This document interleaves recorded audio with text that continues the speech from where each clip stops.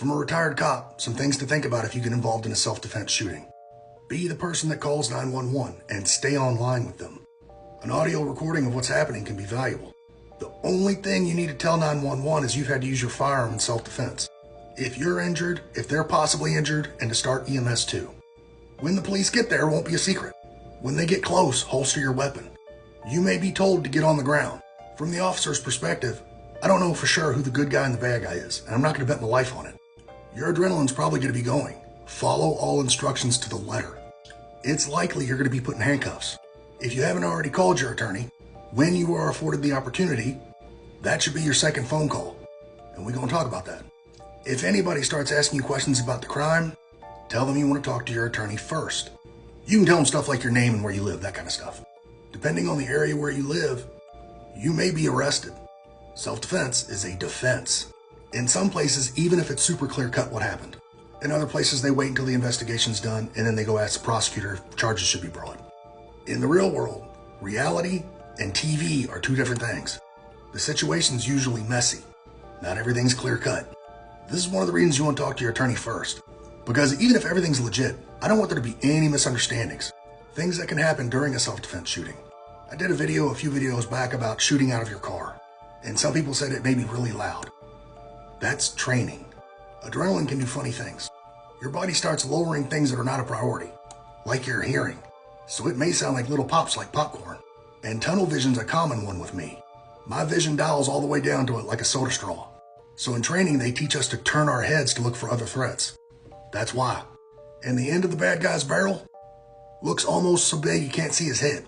I heard that one a lot on armed robberies. You may pee yourself. In my state, you have to be in fear for your life. All of these details articulate to a jury that you were. How many times did you shoot? 3 or 4? And then you find out after the investigation, you emptied the whole mag and reloaded. On my department, officers weren't asked in detail what happened until 24 hours after the incident. Because you're going to start remembering more details. Stress and adrenaline will block a lot of that stuff off at first. And you're not lying, you just don't remember. But that can be manipulated in court. So it's best to be accurate. I'm the detective on your case. I'm going to take you to my office and take the handcuffs off you. I'm going to offer you a coat. If you haven't asked for your attorney yet before you answer questions, I'm going to start asking you questions and seem like your best friend. We're not enemies, but we're not friends either. I'm just trying to find out what happened.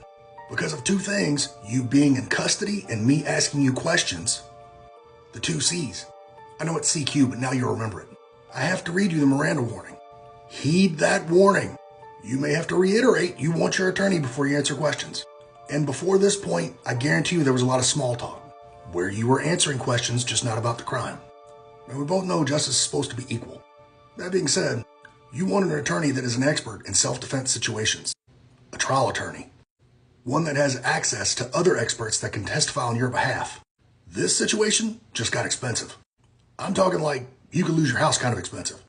If you carry, have self-defense insurance. I'm with the USCCA. Good company. They also have tons of training stuff. The more training, the better, trust me. There's a link in my profile for all kinds of resources. So you make it through your criminal case, no problem, if there is one. Now, you're gonna get sued. You still need that same attorney. Surviving the incident's bad enough. But now you gotta go through all this. From experience, be prepared now. Because this incident could be waiting for you at the gas station. Be aware and be safe.